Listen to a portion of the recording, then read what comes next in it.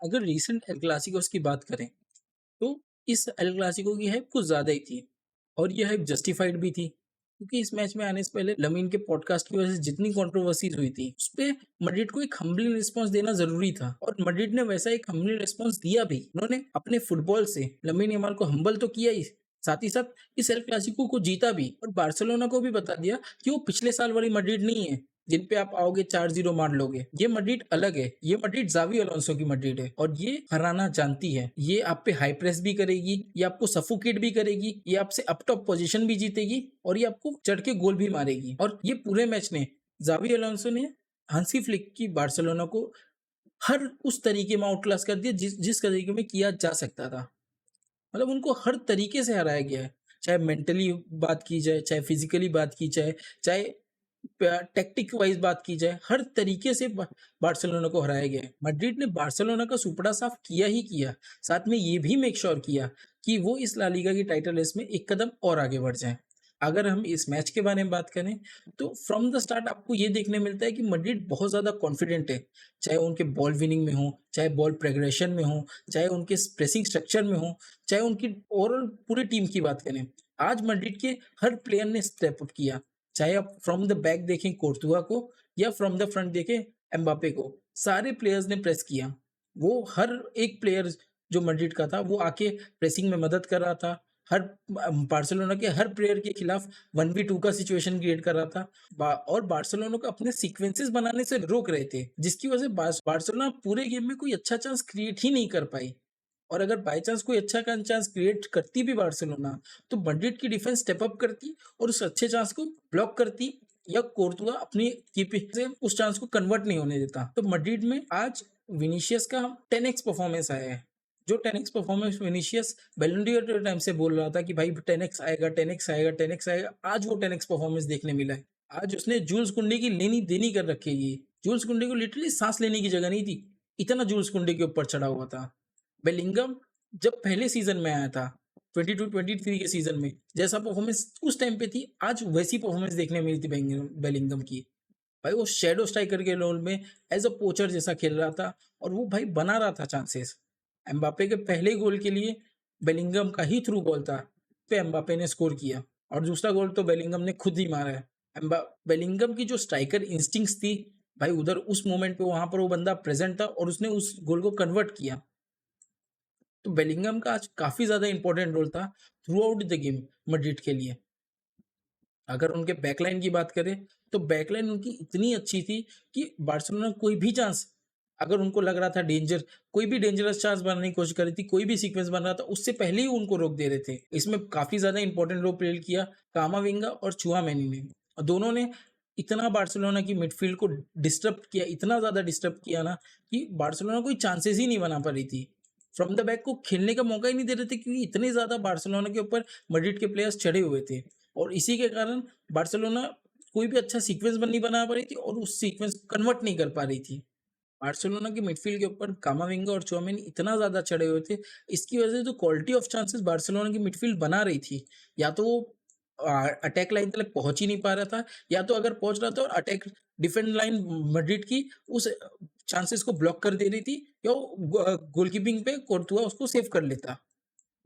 आज करेरस का भी काफी अच्छा गेम आया, इवन दो इन अटैक में भी उसने काफी अच्छा कंट्रीब्यूशन दिया, उसने काफी अच्छे कुछ क्रॉसेस डाले, एज वेल एज उसने डिफेंड में लमीन यमाल को शांत रखा। शांत मतलब उसको एकदम सुमड़ी में बैठा कोने में जेब में रख लिया था आज करेरास ने लमीन यमाल को। उसने लमीन यमाल को एक चांस नहीं क्रिएट करने दिया, कोई भी चांसेस अगर लमीन यमाल के थ्रू निकल रहे थे तो उसको ब्लॉक कर रहा था। लमीन यमाल को लिटरली उसने आज पॉकेट कर लिया था।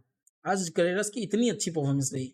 Same goes for world, Rashford की तरफ से कोई भी चांस बनता तो वाल्वर्डे उसको ब्लॉक करता। वाल्वर्डे राइट बैक पे तो खेल ही अच्छा परफॉर्मेंस रहा था, ऊपर से मिडफील्ड में आगे मिडफील्ड का भी नंबर बढ़ा रहा था, जिससे बार्सिलोना की मिडफील्ड को भी सफोकेट किया जा रहा था और उनसे बॉल जीती जा रही थी। बाकी अगर बार्सिलोना की तरफ से कुछ अच्छी परफॉर्मेंसेस की बात करूं तो भाई एक पेड्री की परफॉर्मेंस थी। भाई मतलब पेड्री, फ्रेंकी और सेजनी, आपको पूरे मैच में सिर्फ एक दो प्लेयर जो ऐसा लगता है जो भाई कुछ करने की कोशिश कर रहे हैं, जिनको कुछ करना है गेम में, खेलना चाहते हैं, वो पेड्री और फ्रेंकी है। सिर्फ पेड्री फ्रेंकी है। भाई फ्रेंकी नंबर 8 खेल रहा है, सेंटर बैक बना हुआ है, सीडीएम बना हुआ है, सीएम बना हुआ है, नंबर 10 खेल रहा है। भाई वो क्या नहीं कर रहा था पिच के अंदर? पिच के ऊपर भाई वो क्या नहीं कर रहा था? हर चीज़ कर रहा था भाई। वो डिफेंस भी कर रहा है, वो भाई प्रोग्रेशन भी कर रहा है बॉल का, वो जाके शॉट भी लेने की कोशिश कर रहा है और सब कुछ करने की कोशिश कर रहा है। वो आपके स्पेस भी बना रहा है। और क्या आप क्या चाहते हो मिडफील्ड से? मैड्रिड को पता था कि भाई कि अगर ये मैच जीतना है तो उनको मिडफील्ड को बार्सिलोना के काटना होगा। तो उन्होंने क्या किया? भाई मिडफील्ड में बढ़ा दिए नंबर। उन्होंने 5 प्लेयर डाल दिए मिडफील्ड के अंदर, 4 प्लेयर डाल दिए मिडफील्ड के अंदर। जब यहाँ से पास ही नहीं जा रहे तो आगे करेगा कैसे कोई? और भाई अगर बाई चांस पास निकल रहा है तो भाई फेरन टोरिस, शार्क के शार्क के रूप में सर्डीन मछली हमारी, उनसे कुछ हो ही नहीं रहा है। भाई वो कहने के लिए शार्क है। साला मैच से पहले शार्क होता है, मैच चालू होते सर्डीन मछली हो जाता है। भाई कौड़ियों के धाव हम साले इसको 60 मिलियन में खरीद के लेके आए थे मैनचेस्टर सिटी से। मैनचेस्टर सिटी ने हमको लूट लिया। और अगर आज तक के रिकॉर्ड निकाले ना तो अभी भी बार्सिलोना को कम से कम 15-16 मिलियन शायद से इसका पे करना है मैनचेस्टर सिटी को।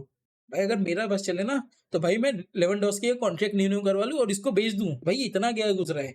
भाई ये कुछ नहीं कर रहा, मैं लिटरल बता रहा हूँ, कुछ भी नहीं करता ये प्लेयर। भाई ये डैनी ओल्मो एक ये है। भाई मैं दोनों से हाथ जोड़ता हूँ यार। भाई हमको छोड़ दो, हमें माफ कर दो।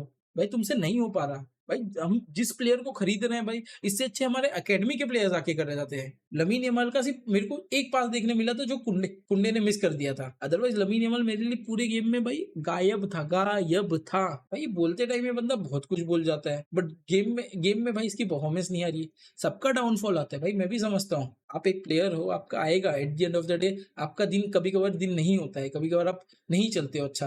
मतलब ये थोड़ी होता है कि आप नहीं अच्छा चल रहे हो तो आप कुछ भी जाके कहीं पे भी बोलोगे। अगर आपका दिन खराब चल रहा है तो आप अपने मुंह पे भी तो कंट्रोल रखो ना। मुंह पे कब कंट्रोल करोगे? आप इतने बड़े प्लेयर हो, आप इतनी ज्यादा सैलरी लेते हो। माइंड आउट आपकी एज आपकी कम है काफी ज्यादा, बट एक होता है कि प्रोफेशनलिज्म नाम की एक चीज होती है। और भाई आज आपने प्रोफेशनलिज्म नहीं दिखाया, आपकी ऐसी हमलिंग हुई। आप डालो भाई, स्टोरी डालो, आप जो करना है आपको करो। बट भाई मतलब एक दायरा होता है, आप दायरे में लेके करो। दायरे से बाहर जाओगे तो भाई आपके साथ यही होगा। और आप अकेले नहीं सफर करोगे। फुटबॉल ऐसा कोई गेम नहीं है जिसमें आप अकेले जा रहे हो, आप अकेले खेलोगे, आप सब कर लोगे। नहीं, इसमें आपकी टीम गेम है। और आप कुछ अगर गलती करते हो तो आपकी टीम भी सफर करेगी इसके साथ। और अब वो आज वो देखने मिला भाई। बार्सिलोना भी सफर की। एज अ बार्सिलोना फैन मैं आपको सपोर्ट करना चाहता हूँ, बट अगर आप ऐसी हरकतें करेंगे तो फिर भाई मैं आपको कैसे सपोर्ट करूँ? आप मुझे बताइए ना, मैं आपको कैसे सपोर्ट करूँ? मैं क्या बोल के सपोर्ट करूँ? मेरा दिल तो बैठ जाता है कि भाई मेरा प्लेयर ऐसा बोल रहा है कि भाई मैंने प्लेयर्स कैसे देखे हैं। जब मैं देख रहा था फुटबॉल में, मैंने मेसी जैसे बंदे देखे हैं, मैंने पुएल जैसे बंदे देखे हैं, जो भाई जिनकी कोई कंट्रोवर्सी नहीं है। भाई ये आते थे फुटबॉल पे पिच पे दिखाते थे कि भाई मैं वॉक द टॉक होता था पिच के ऊपर। ऐसा नहीं है कि भाई ये 4 दिन पहले से स्टोरी डाल के बता रहे हैं कि भाई आज तो हम पेलेंगे किसी ना किसी, आज तो हम पेल देंगे इनको। भाई उनकी कैपेबिलिटी थी। और मैं मानता हूँ आपकी भी कैपेबिलिटी है पेलने की। आप पेलो, आप डालो स्टोरी, बट एटलीस्ट आप अपनी थोड़ी जबान पे कंट्रोल रखो। और जो आपने बोल दिया सो बोल दिया, वो तो कोई बात ही नहीं, चलो आपने बोल दिया। बट आप मैच के बाद आप क्या कर रहे हो वो भी तो देखो। आप मैच हारे हो, आप जीते नहीं हो। आपने गलती की है, आपने गलत बोला है। उन्होंने नहीं गलत बोला आपको कुछ। वो चाहते तो वो भी आपको आके 4 चीज बता सकते थे, 4 चीज बोल सकते थे, पर उन्होंने नहीं बोला। उन्होंने पिच पे परफॉर्म करके दिखाया। उनकी परफॉर्मेंस ने बोला है, आपके नहीं। ऊपर से आप उनको बुला रहे टनल में आ जाओ। हाँ, क्या है टनल में? वो निकी निकोल नहीं है जो तुम्हारा टनल में देखेंगे। तुम्हारा इतना ही होगा, उनका इतना है। और आज वो इतना घुसा है तुम्हारे अंदर, याद रखो, इतना घुसा है, इतना लंबा तुम्हारे अंदर घुसा है, तभी तुम तो इतना चिल्ला रहे हो। भाई मैं इस चीज से भाई तुम थोड़ा सीख लो। जो हो गया सो हो गया, बट आगे थोड़ा ध्यान दो। भाई कृपा करो हमारे ऊपर। मिलते हैं नेक्स्ट मैच में, तब तक के लिए स्टे सेफ, बाय।